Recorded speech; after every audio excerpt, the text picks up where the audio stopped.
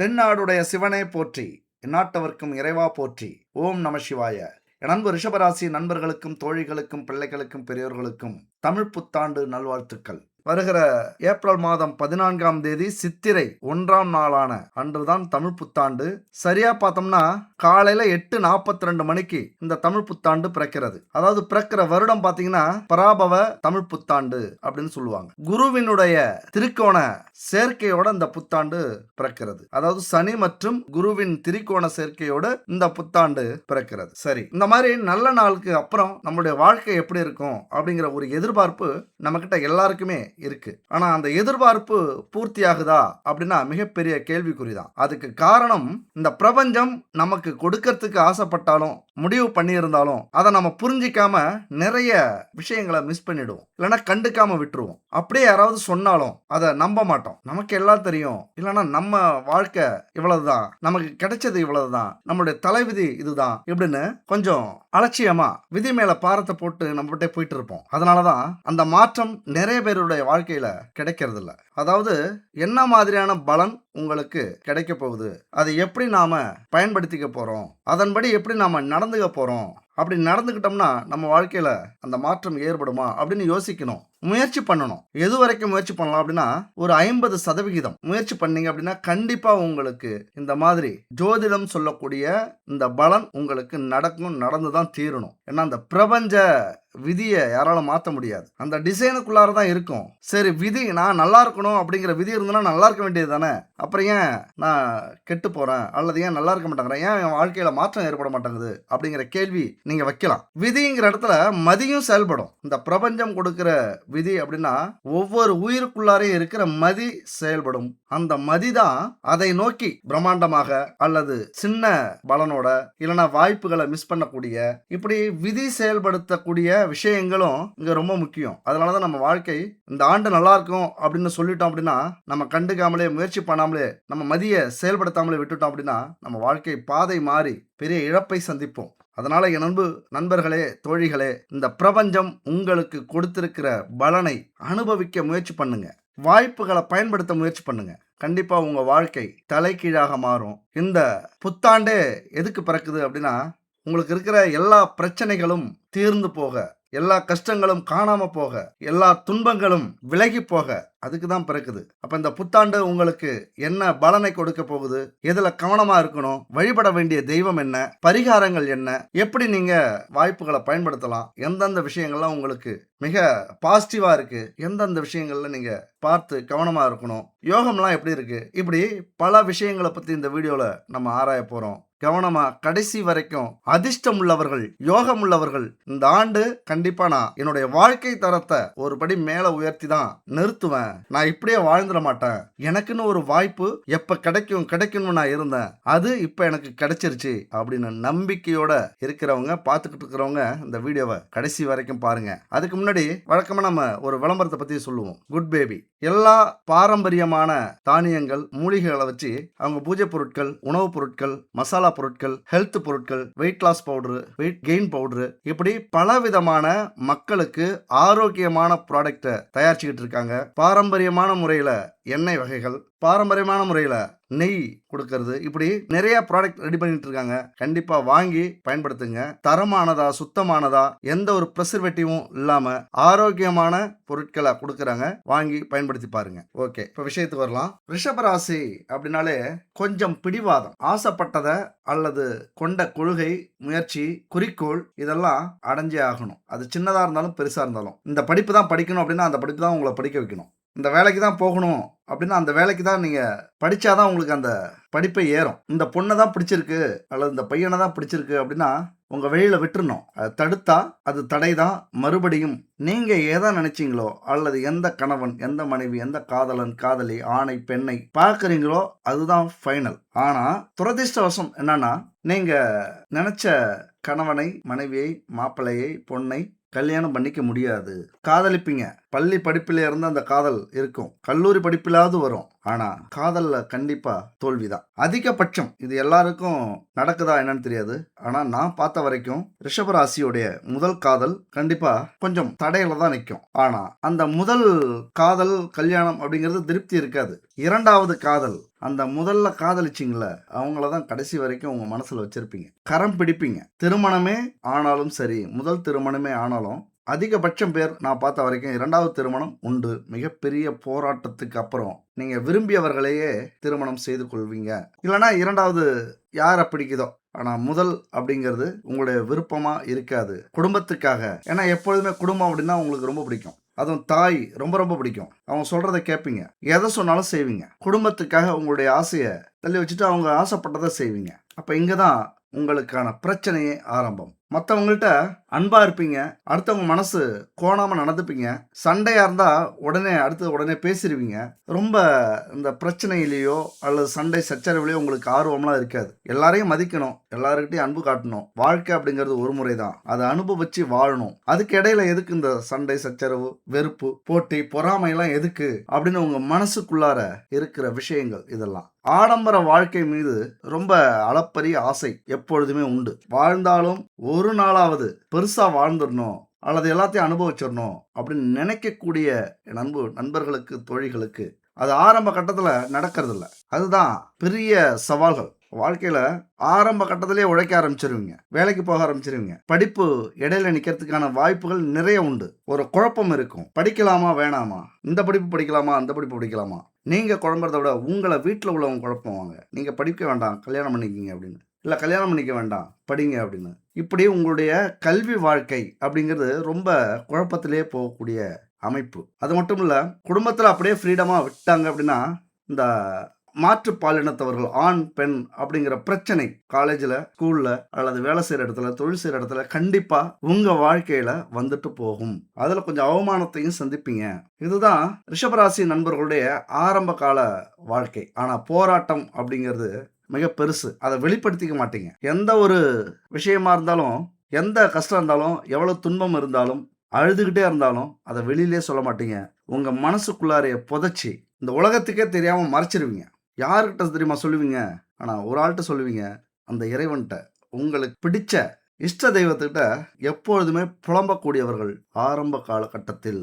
ஏன்னா வாழ்க்கை அப்படிங்கிறது திருப்தியில்லாத தான் முதல்ல அமையும். அப்புறம் துன்பம், கஷ்டம், ஆசை இருக்கும், ஆனால் அதற்கான வழி இருக்காது. இப்படித்தான் உங்களுடைய வாழ்க்கையில் மிகப்பெரிய போராட்டத்தை ஆரம்ப காலகட்டத்தில் நீங்கள் அனுபவிச்சாலும் போக போக உங்களுடைய திறமையாலும் உங்களுடைய உழைப்பாலும் மிகப்பெரிய வெற்றியை உங்களுக்காகவும் உங்கள் குடும்பத்துக்காகவும் தேடி கொடுக்கக்கூடியவர்கள் என் அன்பு ரிஷபராசி நண்பர்களும் தோழிகளும் தான். கொஞ்சம் சோம்பேறித்தனம் இருக்கும், இன்னைக்கு செய்யறத நாளைக்கு செஞ்சுக்கலாமே அப்படின்னு நினைப்பீங்க. உங்களுக்கு யாராவது தூண்டி விடுறதுக்கு ஆள் இருந்துகிட்டே இருக்கணும். அப்பதான் உங்களுடைய மைண்டே வேலை செய்யும். எல்லாம் சோர்வடைஞ்சிருவீங்க. கொஞ்சம் இந்த சோம்பேறி அப்படிங்கிற அந்த பட்டத்தை வாங்கக்கூடியவர்கள் தான். ஆனா உழைப்புக்கும் அதுக்கு சம்மந்தம் இல்லை. எல்லாரை விட உங்களுடைய வேலையிலையும் தொழிலையும் முன்னுக்கு வரக்கூடியவர்கள், சொந்த காலில் நின்று சம்பாரிச்சு இந்த உலகத்துக்கு நீங்க யாருன்னு எப்பொழுதுமே காட்டக்கூடியவர்கள். இந்த வயசுல எதுவுமே இல்லையா, எல்லாத்தையும் இழந்துட்டீங்களா, வாழ்க்கை எதை நோக்கி போகுதுன்னே தெரியலையா, குடும்ப பிரச்சனை அதிகமாக இருக்கா, குடும்ப பாரம் உங்கள் தலைமையில விழுந்துருச்சா, கவலைப்படாதீங்க. ரிஷபராசியை பொறுத்த வரைக்கும் வாழ்க்கையில் கண்டிப்பாக ஒரு நாள் சாதிப்பீங்க. சொகுசான வாழ்க்கையை வாழ்வீங்க. நீங்கள் பிறந்ததே சொர்க்கத்தை பார்க்கறதுக்காக தான் பிறந்திருக்கீங்க. அந்த ஒரு நம்பிக்கை மட்டும் எப்பொழுதுமே உங்கள்கிட்ட இருக்கட்டும், கைவிட்டுறாதீங்க. அந்த நம்பிக்கையை விட்டுட்டீங்க அப்படின்னா அதை அடையறதுக்கு முன்னாடியே பல இழப்புகளை நீங்கள் சந்திக்க வேண்டியது வரும். அதனால எவ்வளவு பிரச்சனைகள் இருந்தாலும், போராட்டங்கள் இருந்தாலும், நாமளும் ஒரு நாள் ஜெயிக்க போறோங்கிற நம்பிக்கையோட இருங்க என் அன்பு ரிஷபராசி நண்பர்களே. இப்ப பல இழப்புகளை பார்த்துருப்பீங்க, நிறைய செலவு பண்ணியிருப்பீங்க, தொழிலுக்கு பணத்தை கட்டி கொஞ்சம் ஏமாந்துருப்பீங்க, ஏதாவது லாபம் கிடைக்குமா கிடைக்காதா அப்படிங்கிற ஏக்கத்துல இருந்திருப்பீங்க.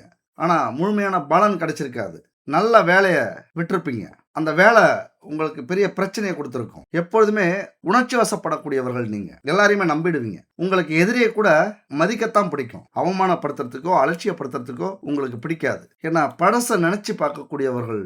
அந்த மெமரிஸ் அப்படிங்கிற விஷயம் உங்க மனசுல எப்பொழுதுமே இருக்கும். ஒருத்தவங்களை பற்றிய பழைய நினைவுகள் அப்படியே இருக்கிறதுனால அவங்க துரோகமே பண்ணாலும் மன்னிச்சு மறுபடியும் சேர்த்துக்கிற பேசுற அந்த குணம் உங்களுக்கு உண்டு. ஆனா உங்க வாழ்க்கையில நிறைய விஷயம் ஜெயிக்கிறதுக்கு முன்னாடி உடல்நல பாதிப்புகள் ஏற்படும். பண இழப்பை சந்திப்பீங்க, அவமானத்தை சந்திப்பீங்க, இந்த சமூகத்துல கெட்ட பெயர் வாங்குவீங்க. அதாவது பாலின பிரச்சனையினால. அதாவது இந்த பையனோட பேசிக்கிட்டு இருந்தாங்க, இந்த பொண்ணோட பேசிக்கிட்டு இருந்தாங்க, இந்த பொண்ணோட வாழ்ந்தாங்க, இந்த பையனோட கல்யாணம் பண்ணிக்கிட்டாங்க, இல்லை இருந்தாங்க அப்படின்லாம் உங்களை அவமானப்படுத்தக்கூடிய காலகட்டம் ஆரம்பத்தில் கண்டிப்பாக இருக்கும். உங்களை வீழ்த்தறதுக்குன்னே நிறைய பேர் இருப்பாங்க. அதுவும் கூட்டம் கூட்டமாக இருப்பாங்க. எந்த வேலைக்கு போனாலும், தொழில் செஞ்சாலும், அல்லது உங்கள் துறையில் நீங்கள் சாதிக்கணும்னு முயற்சி பண்ணாலும், வெளிநாட்டுக்கே போனாலும் உங்களை வீழ்த்துவதற்காகவே ஒரு கூட்டம் இருக்கும். அந்த மாதிரி எந்த துறைக்கு போனாலும் நஷ்டம் அடைய வாய்ப்பு இருக்கு. ஆரம்ப காலகட்டத்தில் நஷ்டம் தான். ஏன்னா உங்களுடைய 2ஆம் வீடு அப்படிங்கிறது இரட்டைப்படை ராசி மிதுனம். அப்ப எல்லாமே உங்களுக்கு குடும்பம், வாக்கு, பணம் இதெல்லாம் 2வது தான் உங்களுக்கு சக்சஸ் ஆகும். ஆனா இரட்டை உண்டு, 2 குடும்பம் அப்படின்னு சொல்லுவாங்க. 2 வழியில பணம் வரும் அப்படின்னு சொல்லுவாங்க.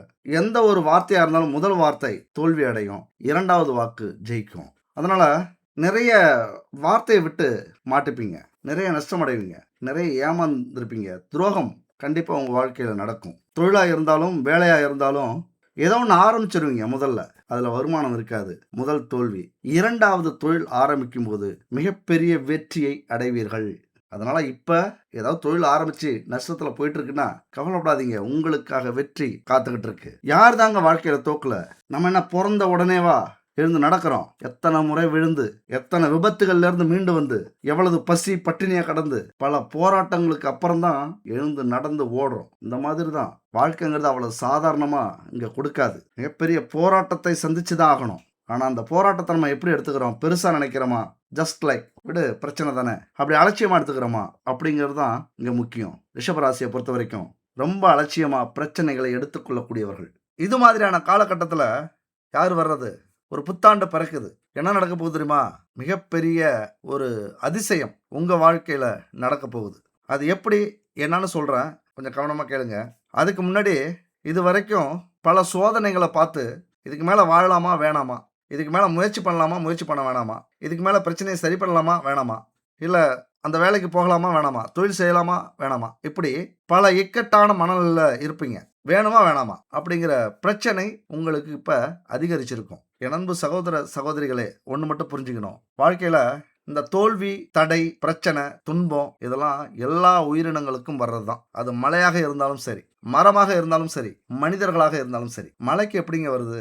இப்பதான் மலையெல்லாம் உடைச்சு கனிம வளத்தை எடுத்துக்கிட்டு இருக்காங்கல்ல, இந்த மாதிரி தான் எல்லாத்துக்கும் பிரச்சனைகள் உண்டு. ஆனா அதையெல்லாம் எதிர்த்து போராடி ஜெயிக்கிறது தான் மனுஷ குணம். 6 அறிவு அப்படின்னா ஏன் மற்ற உயிரினங்களுக்கெல்லாம் 5 அறிவு? புத்திசாலித்தனத்தோட போராடக்கூடிய குணம் இருக்காது, ரிவெஞ்ச் எடுக்கிற குணம் இருக்காது, மற்ற உயிரினங்களுக்கு சிந்திக்கிற குணம் இருக்காது. ஆனால் இப்போ நிறைய நம்ம வீடியோலாம் பார்க்கும்போது நிறைய உயிரினங்கள் யோசிச்சு யோசிச்சு நமக்கே டஃப் கொடுக்குது. அந்த அளவுக்கு புத்திசாலி உயிரினங்களாக இருக்குது. அப்போ அந்த மாதிரி உள்ள உயிரினங்களே அவ்வளோ புத்திசாலித்தனமாக இருக்கும்போது நாமெல்லாம் அப்போ அந்த சவால்களை எதிர்த்து போராடக்கூடிய வாய்ப்பு உங்களுக்கு உண்டு. சொந்த வீடு வாங்க முடியாம நிறைய பேர் கஷ்டப்பட்டுக்கிட்டு இருப்பீங்க. வாடகை வீட்டில் இருப்பீங்க. ஒரு பைக்கு கூட வாங்க முடியாத சூழ்நிலை. பைக் வச்சிருந்தாலும் 20 வருஷத்துக்கு முன்னாடி உள்ள 2 வீலராக இருக்கும். ஏதாவது ஒரு கார் அல்லது இப்போ வந்த பைக் வாங்கணுங்கிற ஆசை இருக்கும். நமக்குன்னு ஒரு சொத்து, நமக்குன்னு ஒரு நகை, நமக்குன்னு ஒரு கல்யாணம், சுபகாரியம், இப்படி நிறைய ஆசைகள் இருந்தாலும் அதெல்லாம் நடக்காதனால ரொம்ப சோர்ந்து போய் தடை நிறைய வந்தது மாதிரி துவண்டு போயிருப்பீங்க.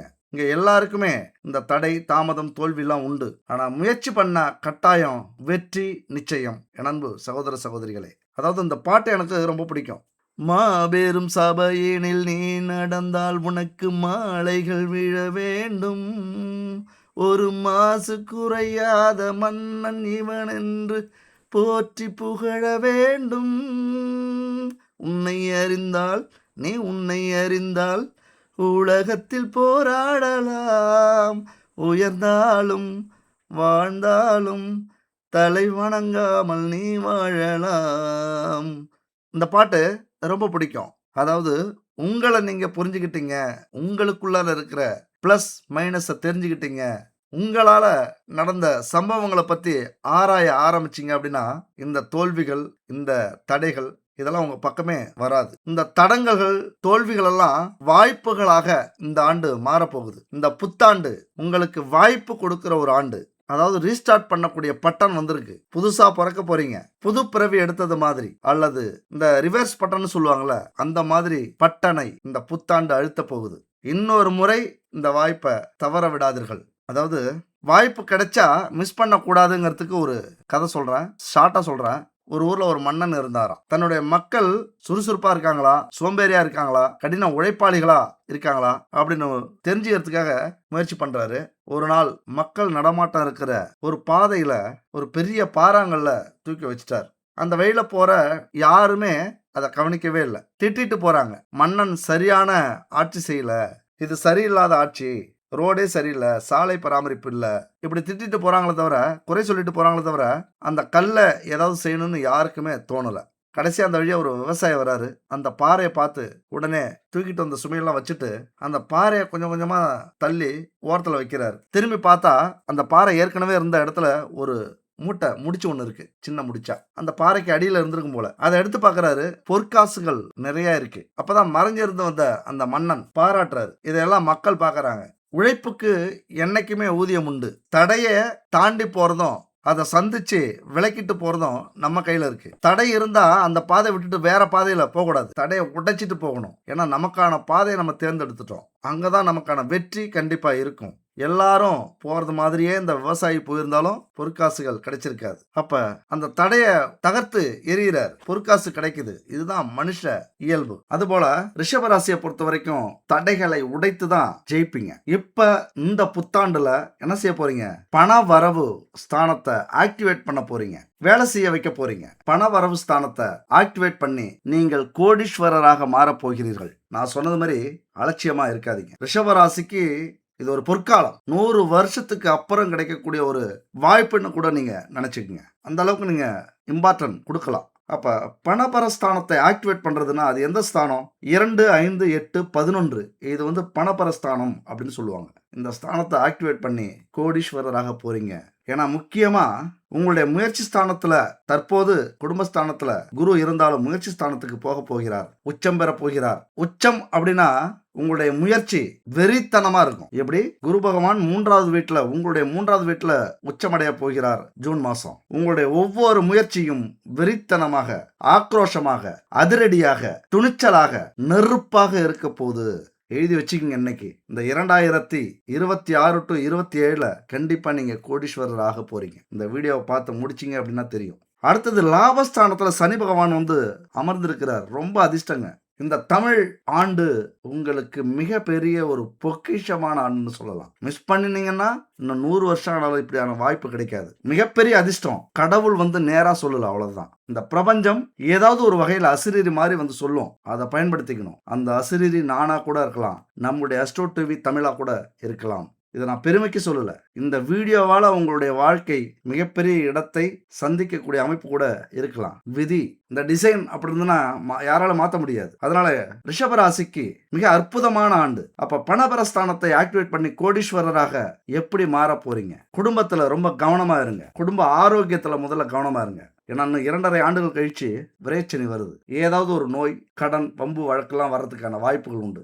அப்ப முன்னெச்சரிக்கை எதுல இருக்கணும்னா உடல் நல பிரச்சனையில ரொம்ப எச்சரிக்கையா இருங்க. அடுத்தது, பெரிய முதலீடு போடாதீங்க. சின்ன முதலீட்டுல பெரிய லாபத்தை பார்க்கறதுக்கு முயற்சி பண்ணுங்க. வார்த்தை ரொம்ப சுத்தமா இருக்கணும். 2ஆம் வீட்டை இப்ப சொன்னலாம், 4 வீடு பண வரவு ஸ்தானம் அப்படின்னு, அதை ஆக்டிவேட் பண்ணாதான் நீங்க கோடீஸ்வரன் ஆக முடியும். அப்ப அந்த பணவரவு ஸ்தானத்துல 2ஆம் வீடு, வாக்கு, சுத்தமான வார்த்தை ரொம்ப முக்கியம். குடும்பத்தை கவனிக்கணும். குடும்பம் தான் இந்த காலகட்டத்தில் உங்களுக்கு கோவில். அந்த மரியாதைங்கிறது ரொம்ப முக்கியம்.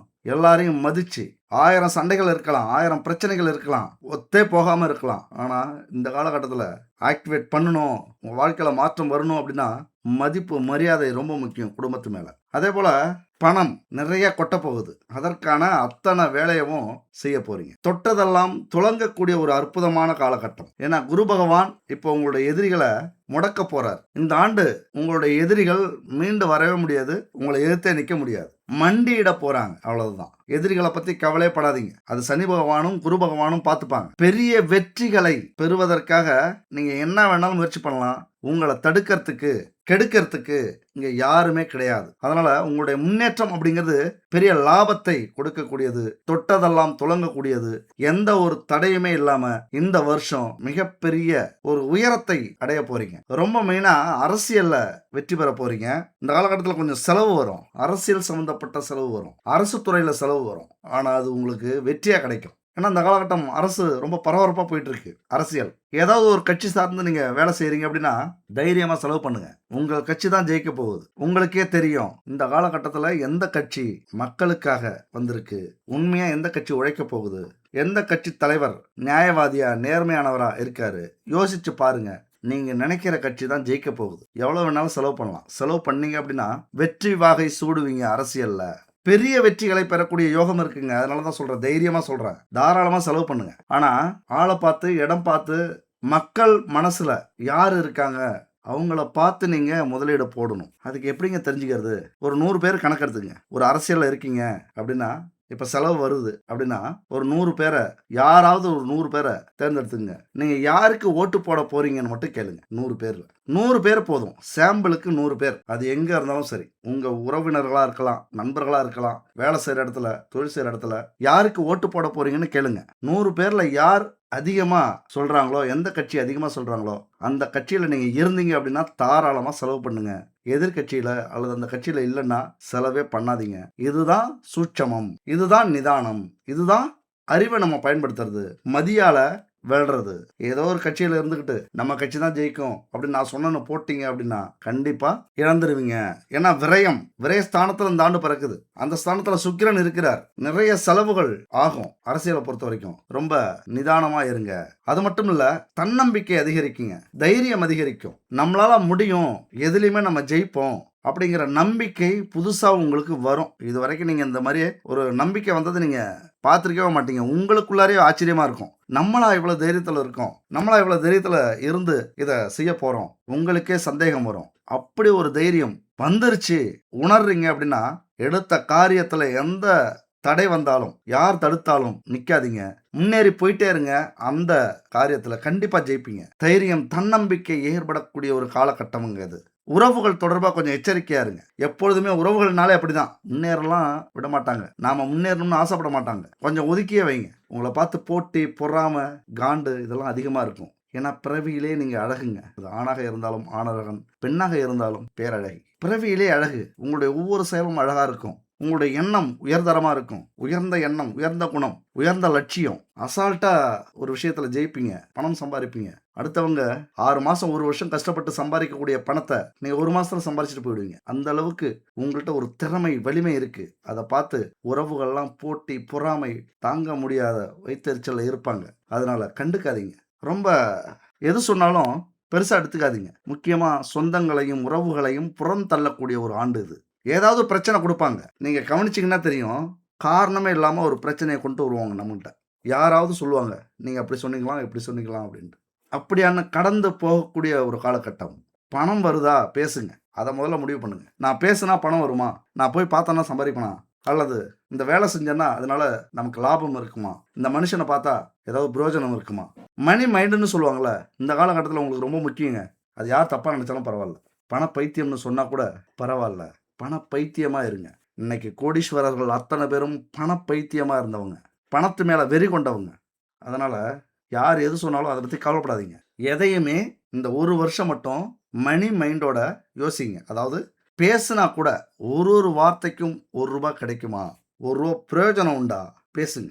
அப்படிப்பட்ட ஒரு கவனமாக ஒரு பேசக்கூடிய, உறவுகளை கவனிக்கக்கூடிய, நண்பர்களை வச்சுக்கக்கூடிய காலகட்டம் இது. கடல் கடந்து சம்பாதிக்க போறீங்க அல்லது வெளிநாட்டு பணம் நிறைய கொட்ட போகுது. அந்த பணத்தாலே உங்களுடைய வாழ்க்கையை மாறப்போகுதுங்க. ஏன்னா 12ஆம் வீட்டுல சுக்கிர பகவான் இருக்கார். லக்னமா இந்த ஆண்டு பிறக்கும் போது இருக்கார். அப்ப வெளிநாட்டு பணம் சொகுசாக வாழணும் அப்படின்னா என்ன செலவு பண்ணணுமோ அதெல்லாம் கண்டிப்பா செலவு பண்ண போறீங்க. எது வேணுமானாலும் இருக்கலாம். அது கண்டிப்பா உங்களுக்கு பயனுள்ளதாக இருக்கும். உங்க வாழ்க்கையை மாற்றக்கூடியதாக இருக்கும். கூட இருக்கிறவங்கலாம் கொஞ்சம் கவனமா பார்த்துங்க. எங்கேயாவது வம்பு இழுத்து சண்டைக்கு போய் அல்லது சைட் அடிச்சு நம்மளை கொண்டு போய் கோர்ட்டு கேஸ்னாலே விட்டுருவாங்க. கூட இருப்பவர்களுடைய தவறுக்கு நீங்க பொறுப்பேற்க வேண்டி வரும், செலவு பண்ண வேண்டி வரும். தவறி கூட வாகனத்தை யார்ட்டையும் கையில் கொடுத்துடாதீங்க. உங்களுடைய வாகனத்தை. ஒரு கேஸ் இப்போ வந்தது. 16 வயசு பையன் பக்கத்து வீட்டு வண்டி எடுத்துட்டு போய் ஒரு ஆக்சிடென்ட் பண்ணிட்டான். உள்ள இருக்கிறது யாரு? அந்த பையன் இல்லை, அந்த வண்டிக்காரர். 12 நாள் ரிமைண்ட் பண்ணிட்டாங்க. எப்படி வண்டியை லைசன்ஸ் இல்லாத மைனருக்கு எப்படி கொடுத்தீங்க அப்படின்ட்டு. இது தேவையா? அதனால யாரை நம்புறதா இருந்தாலும், யாருக்கு வாகனம் கொடுக்கறதா இருந்தாலும், யாருக்கு உதவி பண்றதா இருந்தாலும் பார்த்து உதவி செய்யக்கூடிய ஒரு காலகட்டம். ஏன்னா விரயம் இருக்கு.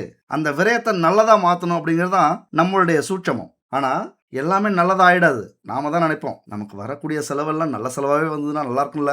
ஏதாவது செலவு பண்ணிட்டோம் அப்படின்னா வீண் செலவு ஆயிடுச்சு என்ன நினைப்போம், நம்மளே செலவு பண்ணியிருந்தா பரவாயில்லையே, நம்மளே சாப்பிட்ருந்தா பரவாயில்லையே, ஒரு இடம் வாங்கியிருந்தா பரவாயில்லையே, வீட்டுக்கு ஒரு பொருள் வாங்கியிருந்தா பரவாயில்லையே, இப்படி ஒரு பயனுள்ளதாக செஞ்சிருந்தா பரவாயில்லையே அப்படின்னு நினைப்போம். ஆனால் வீண் செலவு பண்றோமே அப்படிங்கிற வருத்தம் இருக்கும். அந்த மாதிரி எல்லா செலவும் நல்ல செலவாகவே வரும் அப்படின்னு எதிர்பார்க்க முடியாது. நீங்கள் கவனமாக இருந்தால் கண்டிப்பா ஒரு நல்ல செலவாக மாறும், நல்ல முதலீடாக மாறும். உங்களுக்கு தேவையான வசதியான வாழ்க்கையை உங்களுடைய செலவே கொண்டு வரும். என்ன சொல்ல வரேன்னா, நிறைய செலவு பண்ண போறீங்க, ஆனா அதை பயனுள்ளதாக மாற்ற வேண்டியது உங்களுடைய பொறுப்பு.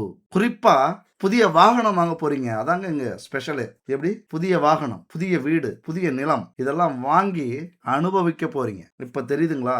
ஏன்னா உறவினர்கள்ட்ட கொஞ்சம் எச்சரிக்கையா இருங்க, கொஞ்சம் தள்ளியே இருங்க. அத்தனை வசதி வாய்ப்புகளையும் நீங்க அடைய போறீங்க. பிரச்சனை வரப்போகுது. அதனால கண்டும் காணாமலும் உங்களுடைய பாதையை நோக்கி போய்கிட்டே இருக்கிறது நல்லது. முடிஞ்ச வரைக்கும் குடும்பத்தை உங்களுடைய வேலையில தொழில இணைச்சிக்கங்க. நிறைய ஐடியா கேளுங்க. கோவிலுக்கு குடும்பத்தோட போயிட்டு வாங்க. தயவு செஞ்சு நான் கடவுளை நம்ப மாட்டேன், வணங்க மாட்டேன், அதுல நம்பிக்கை இல்லை, நான் கண்ணால பார்த்தாதான் நம்புவேன், இதெல்லாம் சொல்லாதீங்க. நமக்கு மேல ஒரு சக்தி இருக்கு. அதுக்கு ஒரே உதாரணம், ஆதாரம் இந்த ஜோதிடம் அப்படிங்கிறது தான். உங்களுடைய வாழ்க்கை உங்களுடைய ஜாதகத்துல அப்படியே இருக்கும். ஒரு நல்ல அனுபவப்பட்ட ஒரு ஜோதிடத்தை கொண்டு போய் ஜாதகத்தை கொடுத்து உங்க வாழ்க்கையை பத்தி சொல்லுங்க. நல்ல ஜோதிடரா இருந்தா 75% சரியா சொல்லுவாங்க. ஒண்ணுமே தெரியாத ஜோதிடரா இருந்தாலும் குறைந்தபட்சம் ஒரு 40% சரியா சொல்லுவாங்க. அப்ப ஜோதிடம் அப்படிங்கறது ஆன்மீகத்துக்கு ஒரு சிறந்த உதாரணம். இன்னொரு உதாரணம் சொல்றேன். 100 வருஷமா தான் விஞ்ஞானம், 150 வருஷமா தான் ராக்கெட் மேல விட்டுருக்கோம், இந்த டெலஸ்கோப்லாம் நம்ம கண்டுபிடிக்கிறது. ஆனால் ஆயிரம் ஆண்டுகளுக்கு முன்பே இந்த கேலக்சியில எத்தனை கிரகம் இருக்கு கண்டுபிடிச்சு எழுதியிருக்கிற நம்முடைய முன்னோர்களுடைய இந்த ஜோதிட அறிவுங்கிறது எவ்வளவு பெரிய நம்பிக்கை. நம்ம நம்புறதுக்கு இதை விட என்ன ஒரு சிறந்த உதாரணம். அது மட்டும் இல்ல, நாம என்ன கிரகங்கள் இருக்கோ அந்த கிழமையே நம்ம வச்சிருக்கோம் பாருங்க, அது இன்னும் ஒரு அதிசயம் இல்ல. ராகு கேதுவை தவிர மற்ற எல்லா கிரகத்துக்கும் கிழமை இருக்கு. இதை விட என்ன எடுத்துக்காட்டு? எதுக்கு அறிவியலாளர்கள், அறிவியலை பத்தி பேசுறவங்க ஒரு உதாரணம் சொல்ல முடியுமா? அதனால நம்பிக்கை ரொம்ப முக்கியம். ஆன்மீகம் அதை விட முக்கியம். என்னதான் உழைச்சாலும் கொஞ்சம் உங்க இஷ்ட தெய்வத்தை, குலதெய்வத்தை, ஈஸ்வரனை வணங்கி பாருங்களேன். அப்புறம் நடக்கிற ஆட்டமே வேற.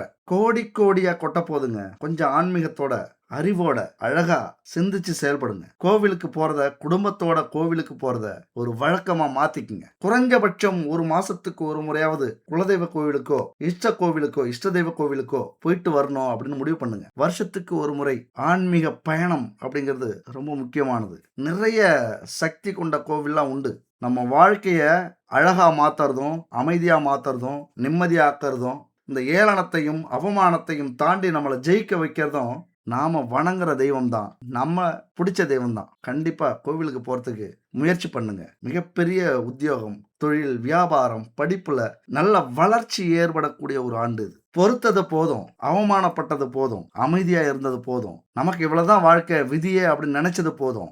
உங்களுக்காகவும் கொஞ்சம் வாழ முயற்சி பண்ணுங்க. உங்களாலேயும் முடியும் அப்படின்னு நிரூபிங்க. ரிஷபராசிக்கு சனி பகவான் லாபத்துல வந்திருக்கிறாரு. ரொம்ப முக்கியமானதுங்க. பல பிரச்சனைகளை தீர்த்து, பல கடன், குடும்பத்தில் இருக்கிற பிரச்சனைகளை தீர்த்து மிகப்பெரிய முன்னேற்றத்தை பார்க்க போறீங்க. இந்த தமிழ்நாட்டில் பார்த்துருப்பீங்க, குடும்பம் சந்தோஷமா இருக்கிறது மாதிரி, காரு, வீடு, பணம் கொட்டி கிடக்கிறது மாதிரி, காசு கொட்டி கிடக்கிறது மாதிரி, இதெல்லாம் உங்களுடைய வாழ்க்கையில கண்டிப்பா நடக்க போகுது. உங்களுடைய முயற்சியோட. நம்பினால் மார்க்கம் உண்டு. முயற்சி பண்ணா எதையுமே செய்யலாம், எல்லாமே கிடைக்கும். இந்த புத்தாண்டுல மிகப்பெரிய ஜாக்பாட் உங்களுக்கு அடிக்க போகுது. வீடு, கார் வாங்கி கலக்க போறீங்க. வெளிநாட்டு பணம் கொட்டுன்னு கொட்ட போகுது. குரு பகவான் உச்ச வீட்டில இருந்து எங்க பார்க்க போறாரு? உங்களுடைய குடும்பத்தை, கணவன் மனைவி ஸ்தானத்தை பார்க்க போறாரு. உங்களுக்காகவே உழைக்க போறாங்க. உங்களுக்காகவே பணத்தை கொண்டு வர போறாங்க. உங்களுடைய பாக்கியஸ்தானத்தையும் பார்க்கிறாரு. கொடுத்து வைத்தவர்களாக மாற போறீங்க இந்த ஆண்டு. அது மட்டும் இல்ல, உங்களுடைய லாபஸ்தானத்தையும் அவர் பார்க்கிறாரு. மிகப்பெரிய ஒரு அதிர்ஷ்டங்க. லாப வீட்டுல இருக்கிற சனி பகவான், அதே லாப வீட்டை உச்சம் பெற்ற குரு பகவான் லாபாதிபதியே பார்க்க போறாரு. மிகப்பெரிய அதிர்ஷ்டசாலியாக மாற போறீங்க. எல்லாத்துலயுமே ஜெயிக்க போறீங்க. எதையுமே தயக்கத்தோட செய்யாதீங்க. காதலாக இருந்தாலும், கல்யாணமாக இருந்தாலும், படிப்பா இருந்தாலும், வேலையா இருந்தாலும், தொழிலா இருந்தாலும், உங்களுடைய கனவா இருந்தாலும், உங்களுடைய முயற்சியா இருந்தாலும், நீங்க ஆசைப்பட்ட துறை, வெளிநாடு, எந்த துறையில சாதிக்கணும், ஜெயிக்கணும், நிறைய சம்பாரிக்கணும்னு நெனச்சாலும், தடை மட்டும் இருக்கக்கூடாது. தாமதம் மட்டும் இருக்கக்கூடாது. சோர்வு மட்டும் இருக்கக்கூடாது. இந்த மாசத்துல இந்த வருஷத்துல ஜெயிச்சுட்டு தான் உட்காருவோம். நாங்களும் கோடீஸ்வரனாக மாறுவோம். இந்த பணபரஸ்தானத்தை, பணவரவு ஸ்தானத்தை ஆக்டிவேட் பண்ணி கோடீஸ்வரராக மாறி காட்டுவோம் அப்படிங்கிற கொள்கையோட, அப்படிங்கிற குறிக்கோளோட வாழ்ந்து காட்டுங்க. அடுத்த வருஷம் இந்த நாள்ல நானும் கார் வச்சிருக்கேன், நானும் வீடு கட்டிட்டேன், நானும் கோடி கோடியா சம்பாரிக்கிறேன், அல்லது லட்சத்திலேயாவது சம்பாரிக்கிறேன், நகை கொஞ்சம் வாங்கினேன், பணம் எனக்கு தேவையான அளவுக்கு செலவுக்கு இருக்கு. இதெல்லாம் பதிவு பண்ண போறீங்க. கண்டிப்பா நீங்க பதிவு பண்ணுவீங்க. முக்கியமா நான் சொன்ன மாதிரி உண்மையான உழைப்பு, ஆன்மீக பலம், சிந்தனை இது ரொம்ப ரொம்ப முக்கியம். இந்த பரிகாரம் ஒன்று சொல்லுவோம் பாருங்க. உங்களாலே முடியாதுங்கிற நம்பிக்கை உங்களுக்கு இருந்தாலும், அவநம்பிக்கை இருந்தாலும், நீங்க சோர்வா இருந்தாலும், பல பிரச்சனையை சந்திச்சாலும் இந்த பரிகாரத்தை மட்டும் செய்யுங்களேன். உங்க வாழ்க்கையை தலைகீழாக மாறப்போகிற ஒரு காலகட்டத்தை அது கொடுக்கும். சரிங்க, பரிகாரத்துக்கு வருவோம். பரிகாரம் அப்படிங்கிறது நாம செஞ்ச செயல்களுக்கு சில பாவங்கள் வந்து சேர்ந்திருக்கும். அந்த பாவத்தால தான் நம்ம வாழ்க்கையில ஒரு வயசு வரைக்கும் நம்மளால முன்னேறவே முடியாது. காரணம் என்னன்னு தெரிஞ்சுங்க. பிறந்த உடனே எல்லாரும் கோடீஸ்வரனா பிறந்திருக்க மாட்டாங்க. ஏழையா பிறந்து குடும்பத்துல பெரிய கஷ்டப்பட்டு அவஸ்தைப்பட்டு அவமானத்தை சந்திச்சு போகாத இடமெல்லாம் போய் செய்யாத வேலையெல்லாம் செஞ்சு படாத அவமானத்தை எல்லாம் பட்டு ஒரு 35-40 வயசுக்கு மேல என்ன பண்ணுவாங்க, வாழ்க்கையில ஜெயிப்பாங்க. அதுக்கு மிக முக்கிய காரணம் என்னன்னா, செஞ்ச பாவங்கள், நம்முடைய முன்னோர்கள் செஞ்ச பாவங்கள், இதெல்லாம் நம்ம ஒரு 20-30 வருஷம் அனுபவிச்சுட்டு அதுக்கப்புறம் வாழ்க்கையில நாம முன்னேறோம். கெட்ட கர்மாவை தீர்த்துட்டு நல்ல கர்மாவை அனுபவிக்க ஆரம்பிக்கிறோம். அதனால இந்த தலைமுறையில எந்த பாவங்களும் நம்ம செய்யக்கூடாது. முதல் விஷயம். 30-35 வயசு வரைக்கும் அனுபவிக்கிறோம். இரண்டாவது விஷயம். அப்படியே இதெல்லாம் புரிஞ்சுக்கிட்டீங்க அப்படின்னா, இந்த பரிகாரங்களை செஞ்சீங்க அப்படின்னா அந்த பாவங்கள்லாம் போகும். மிக முக்கியமா 25 வயசு உங்களுக்கு ஆகுது, இன்னும் நான் 35-40 வயசு வரைக்கும் வெயிட் பண்ணுமா நான் முன்னேறதுக்கு அப்படின்னு நீங்க கேட்கலாம். அப்பதான் என்னுடைய பாவம் தீருமா அப்படின்னு கேட்கலாம். அதுக்குத்தான் இந்த பரிகாரம். நாமளே வருத்திக்கிறோம், அவ்வளவுதான். அதாவது நம்முடைய பாவங்கள் போகணும் அப்படின்னா அந்த பரிகாரத்தை செய்யுங்க. என்ன செய்யலாம் அப்படின்னா, தமிழ்நாட்டுல ஈசனுக்கான பஞ்சபூத ஸ்தலங்கள் இருக்கு. பஞ்சபூதங்களுடைய அருள் நமக்கு கிடைச்சிருச்சு அப்படின்னா நாம எல்லா வினைகளையும் தீர்த்து, எல்லா கர்மாவையும் தீர்த்து நம்ம வாழ்க்கை மிக சிறப்பா இருக்கும். அதெல்லாம் போகணும் அப்படின்னா தமிழ்நாட்டுல சிவனுடைய பஞ்சபூத தலங்கள் இருக்கு. திருவானைக்காவல் இது நீர்ஸ்தலம், சிதம்பரம் ஆகாயஸ்தலம், காஞ்சிபுரம் நிலஸ்தலம், திருவண்ணாமலை நெருப்பு ஸ்தலம், காளஹஸ்தி வந்து காற்று ஸ்தலம். இந்த 5 ஸ்தலங்களுக்கும் முடிஞ்சா போகலாம். இல்ல எங்களால் 5 இடத்துக்கும் தனித்தனியாக போக முடியாது, கொஞ்சம் வசதி இல்லை அப்படின்னா அடுத்த பரிகாரமா இந்த 5 ஸ்தலமும் ஒரே இடத்துல இருக்கு. அது எங்க இருக்குன்னா மதுரையில் இருக்கு. அது எந்தெந்த கோவில்? நீர் ஸ்தலமாக திருவாப்புடையார் கோவில், ஆகாய ஸ்தலமாக பழைய சொக்கநாதர் கோவில், நிலஸ்தலமாக இன்மையில் நன்மை தருவார் கோயில், நெருப்பு ஸ்தலமாக தென் திருவாலவாயர் கோவில், காற்று ஸ்தலமாக முத்தீஸ்வரர் கோவில் அப்படிங்கிற இந்த 5 கோவில் மதுரையை சுத்தியே இருக்கு. இதை எழுதிக்கிங்க. 5 இடத்துக்கு போக முடியல அப்படின்னா ஒரே ஊர்ல மதுரையில போய் இந்த 5 இடத்தையும் பார்த்தீங்க அப்படின்னா அந்த பஞ்சபூத அருள் உங்களுக்கு கிடைச்சிரும். இது கிடைச்சிட்டாலே உங்க வாழ்க்கையில எல்லாமே நீங்க சாதிப்பீங்க. எல்லாமே கிடைச்சிரும். கோடீஸ்வரர் ஆவது 101% உண்மை. சரிங்க, எங்களால மதுரைக்கு போக முடியல, வேற ஏதாவது இருக்கா அப்படிங்கிறவங்களுக்கு ஒரு எளிமையான வீட்டில் பரிகாரம், இதையாவது தயவு செஞ்சு செய்யுங்க. இந்த பரிகாரத்தை நீங்கள் செய்கிறீங்க அப்படின்னா பஞ்சபூதங்கள் சக்தி அதிகரிக்கும், வீட்டில் நேர்மறை ஆற்றல் அதிகரிக்கும், பிரச்சனையே வராது. என்ன செய்யணும் அப்படின்னா, பஞ்சதீப எண்ணெய் கேள்விப்பட்டிருப்பீங்க. பசு நெய், விளக்கெண்ணெய், வேப்பெண்ணெய், இழுப்பெண்ணெய், தேங்காய் எண்ணெய், இப்படி 5 எண்ணெயை கலந்த பஞ்சதீப எண்ணெய் மிகப்பெரிய சக்தி வாய்ந்தது. நம்ம நெய் ஊற்றுவோம், நல்லெண்ணெய் ஊற்றுவோம் தீபத்துக்கு. ஆனால் அந்த 5 எண்ணெயை வாங்கி ஊற்றுறீங்க அப்படின்னா பஞ்சதீபத்துடைய அருள் பரிபூரணமாக கிடைக்கும். பல சாபங்கள் தீரும். இந்த எண்ணெயை வாங்கிக்கிங்க.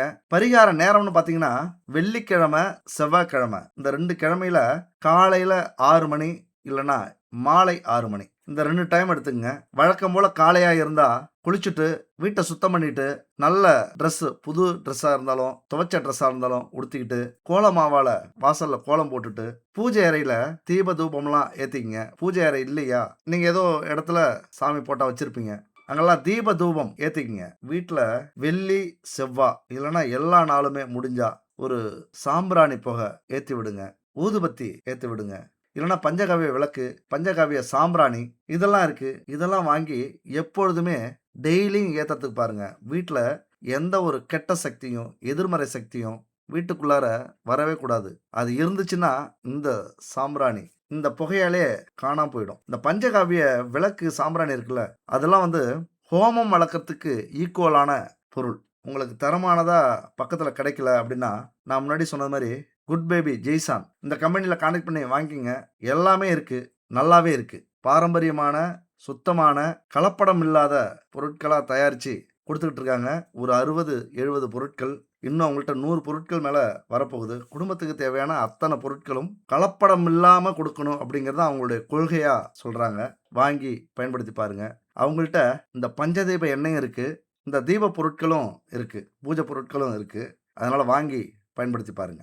சரி. தீப தூபம் ஏத்திக்கிட்டு பஞ்சதீப எண்ணெயை ஊத்தி 5 முகம் கொண்ட விளக்கா இருந்தா ரொம்ப நல்லது. ஏன்னா பஞ்சதீப எண்ணெய்னா பஞ்சபூதங்களுக்கான பரிகாரம் அது. அதனால 5 முக விளக்க ஏத்திக்கிட்டு அப்படி உட்காருங்க.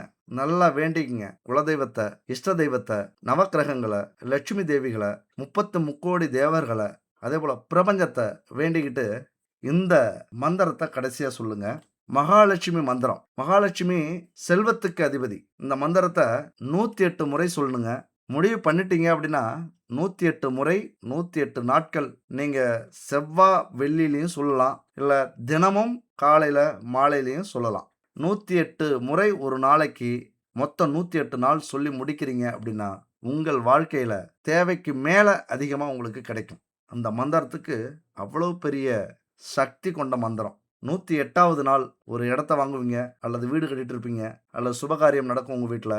உங்களுடைய குடும்பத்தார் எல்லாருமே சந்தோஷமா சுகமா இருப்பாங்க, என்ஜாய் பண்ணுவாங்க.